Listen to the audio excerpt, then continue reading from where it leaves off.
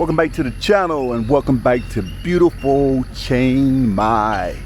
I am in my front yard and it's rainy season, as you know. That's why everything is so green. And I am getting ready to head to the Chiang Mai Provincial Land Transport Department in Hang Dong, which is an area about 40 minutes west of me. And I wanted to show you this real quick. My landlord is getting ready to build a third house on this property here. And the houses are pretty distant from each other. That's where I live there. And that is a vehicle that just brought a giant, huge backhoe here to do some digging. So I say that to say this. If you want to be my neighbor in about a year, there's a house right there for you. So this morning, I'm headed to get my Thai driver's license. I came over here with a international driving permit. So I'm going to be headed back to the States at least once a year to see mom and family and friends. So why don't I just keep getting the international driver permit? You know, it's only 20 bucks at the AAA in Florida. But I'm going to take you with me.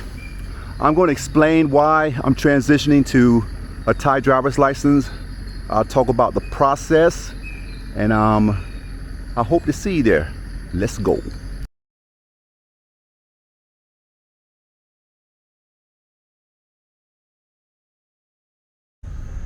All right, so I made it here. Like I said, it was about a 40-minute drive. Traffic was so-so, it wasn't too bad. And of course, I'm going inside of a government building, so I won't be able to do any video.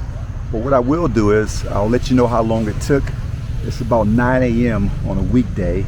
The office is open at 8:30, so people try to get here early.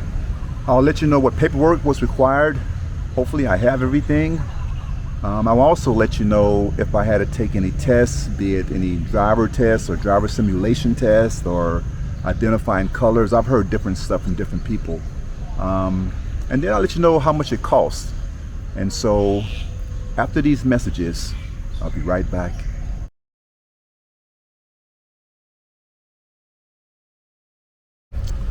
All right, so I went in at 9:05 this morning. I was there, filled out some paperwork, had to make copies, 2 copies of my retirement stamp inside of my passport, another couple of copies of my 90-day check-in, a copy of my American driver's license. All together, there's probably 8 copies I had to make. There was a copier there, it was 2 baht for each page, so it's like 16 baht. I paid for that. I took that back, signed some things, and she said, could you come back at 1 p.m.? That was at about 9:45. So I had to make a decision. Do I hang around here, check out the Hang Dong area? Do I go home 40 minutes and then come back 40 minutes?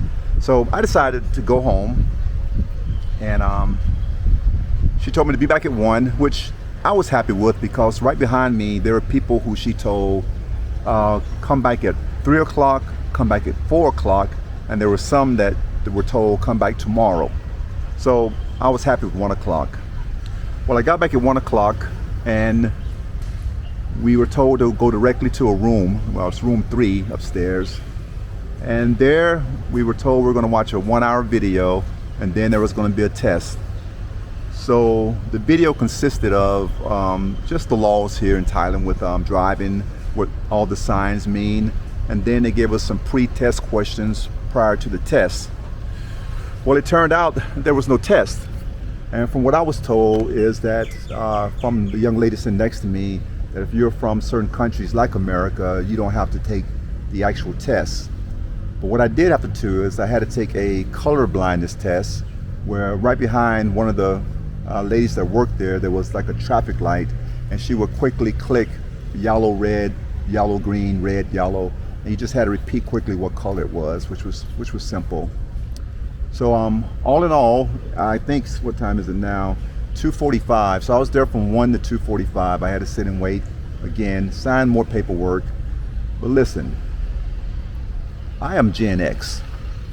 I was going to the Department of Motor Vehicles back in the 80s, where you got there at 7 a.m. hoping to get in early, and sometimes you didn't leave till 3 or 4. You have to pack a lunch with you. That's how long it took. So this was nothing.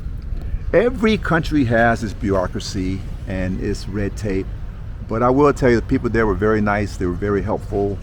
It wasn't a bad experience. This is, like I said, the department here in Hangdong, second floor, window 27 is where the foreigners go. And this was interesting. So I came here with my international driving permit.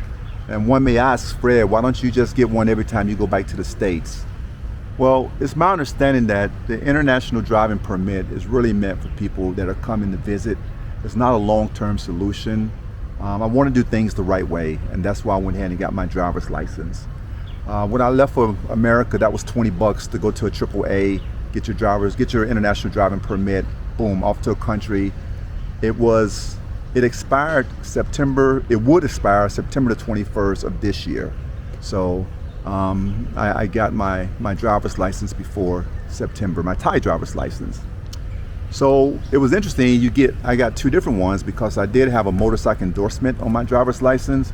So I got two different licenses, one for driving a car and one for driving a motorcycle or a motorbike. The total cost was 310 baht, so that wasn't bad at all. I know in Florida right now to get a Class E driver's license is 46 American dollars.